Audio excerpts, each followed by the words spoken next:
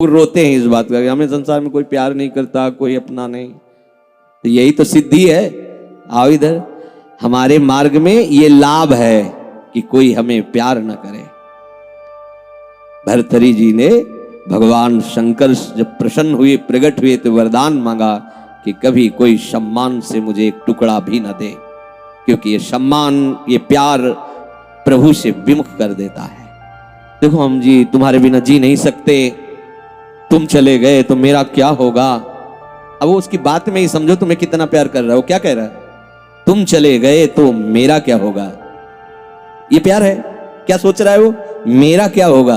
बस पकड़ लो, कोई तुम्हारा नहीं। कोई तुम्हें जो बहुत प्यार करता हो उसकी बात सुनना, उसमें आप अगर विवेक जागृत है तो उसमें गंध मिलेगी केवल स्वार्थ की, केवल स्वार्थ की।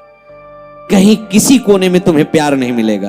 पूरी प्यार की जो स्वांग भरी वृत्ति है उसमें केवल स्वार्थ नृत्य कर रहा होगा, केवल वासना नृत्य कर रही होगी, केवल कामना का तांडव होगा। बस विवेक से देखना, अगर विवेक नहीं तो सब फंसे हुए तो उसी में है। प्रभु कह रहे हैं कि जब साधक भगवद आश्रय नहीं लेता तो कहीं ना कहीं उसके हृदय में भोक्ताव करता भाव बना रहता है, अहंकार के कारण। फिर वो विषयों का चिंतन करता है। बहुत ध्यान देने योग्य बात है। विषयों का भोग तो बाद की बात है, हमारी दुर्गति का प्रधान कारण विषय चिंतन है। इसीलिए भगवान ने कहा है कि जो मेरा चिंतन करता है निरंतर, उसके लिए मैं सुलभ हो जाता हूं। अनन्य चेता सततम यो माम स्मरति नित्य साहा तस्याहम सुलभा पार्थ। मैं उसके लिए सुलभ हो जाता हूं। अब यहां ध्यान देना है कि विषय क्रिया नहीं हुई, लेकिन केवल चिंतन आपके हृदय को बर्बाद कर देगा। इसलिए कहा गया कि एक क्षण भी भगवत चिंतन छूटा तो हानि हो गई। ऐसे संस्कार गलत अंदर डाल देगा, वो जलाते रहेंगे। मन जो है ना, ऐसी स्थिति पैदा कर देगा कि ये ज्ञान विज्ञान आपकी समझ में ही नहीं आएगा।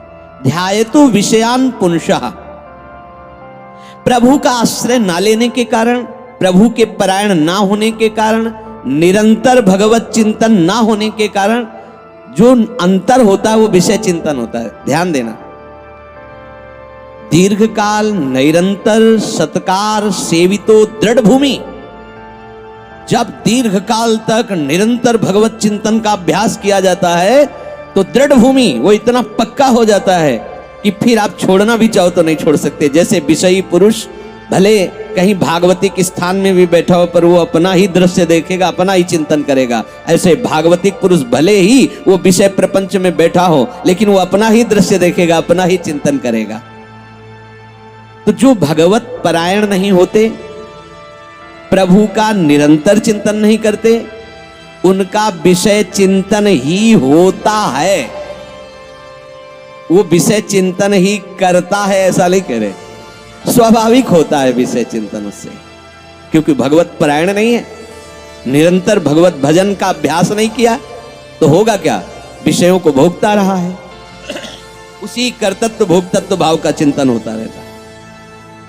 ये बहुत खतरनाक स्थिति, प्रायः इसी स्थिति में पूरा संसार है।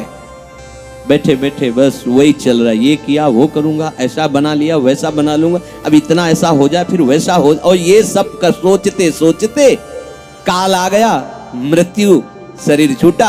अब जो सोच रहा था, जो सोचा उसके परिणाम से दूसरी योनि मिली। अब बस यही चक्र चल रहा है। जब ये प्रभु का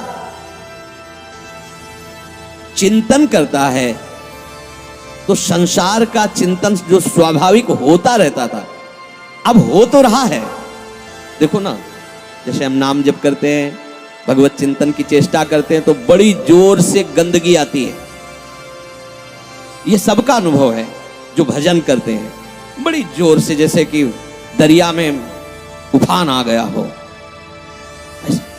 एक से एक गंदी से गंदी, मतलब जो आपको भी लगेगा कि यार ऐसी बात कैसे हो सकती है। बिल्कुल घृणित, वो आराध्य देव पर घृणित भाव, वो अपने गुरुदेव पर घृणित भाव, वो कुछ भी डरना नहीं, समझना। ये आपके तो आपको लगेगा कि कितना नीच हूं, कितना गंदा हूं, क्या क्या सोच रहा हूं, कैसे, मतलब कुछ नहीं, समझना।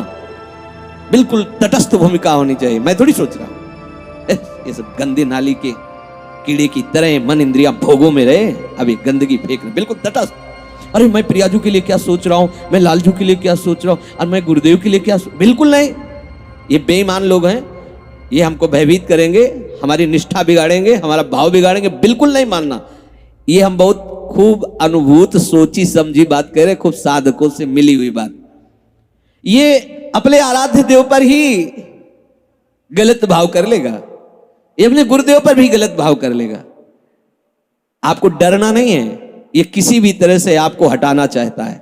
जहां आप भगवत चिंतन में लगे, अब भगवत चिंतन आपके हृदय में आए हुए या बसे हुए या पुराने संस्कार सब मिटाएगा। बिल्कुल आपको चिंता नहीं करनी, चलने दो नाम कीर्तन, नाम जप, मंत्र जप, वाणी चिंतन, चलने दो सेवा। ये जितनी गंदगी, चुप रहो, देखते रहो, उबने की जरूरत नहीं, खिन्न नहीं होना, ना हर्षित होना है। दोनों बात समझ, खिन्न हो गए तो वो टिक जाएगा, ऐसा क्यों नहीं है। उसमें गंदगी जब धुलाई हो रही तो निकलेगी सब बाहर, शांत एकदम। बहुत गंभीर होना चाहिए उपासक, इस स्थिति वाले को एकदम घबराना नहीं चाहिए। वो फिर अच्छी बातें भी डालता है जो संसार में सुखद मानी जाती है, उसमें आपको हर्षित नहीं होना, तटस्थ। यहां तक कि वो भागवतिक बातें भी डालेगा तो आपको भी गंभीर रहना है, क्योंकि वो थोड़ी देर जब समझ गया कि ये भागवतिक बात को सुनता है, तो जहां भागवतिक बात दी आप सुनने लगे तो अपनी पेशगी कर देगा, आप समझ ही नहीं पाओगे, दस्तखत करवा लेगा। बहुत चतुर है, इसीलिए सबसे बड़ा चतुर सृष्टि में कौन है? रामाय भजते चतुर नर, उसे सुजान कहा गया है, क्योंकि इन सब चतुरों को भी काबू में करने की सामर्थ्य भगवान नाम जापक में है। एक एक हरकत वो मन की देखता रहता है, एक एक हरकत, छोटी सी छोटी उसकी चेष्टा। अच्छा समझ में आ रहा है, ठीक, कुछ नहीं, कोई नहीं बिगाड़ सकता, बस आप झुकना नहीं। इस पे बाहर की बात नहीं कह रहे, यहां की बात। आप उदास मत होना, आप निराश मत होना, और आप इनके आगे झुकना नहीं, इन दुष्टों के समुदाय के आगे। एक से एक पेशगी देंगे, आपको निराश करने की चेष्टा करेंगे, आपको ऐसा कर देंगे कि लगेगा भी इस भोग के बिना तो हम जी नहीं सकते, अब ये भोग भोग ले, फिर भगवान मिले या ना मिले। झुकना मत इनके आगे। ये दुष्ट प्रवृत्तियां आपको रौंदने की चेष्टा कर, और आप तभी नहीं झुकेंगे जब मत परायणा भगवदास। अगर भगवदास तरेरी तो बातें बोलते रहो, कुछ चले होने वाला, वो अपने आप वहीं आपको आकर्षित कर लेंगे।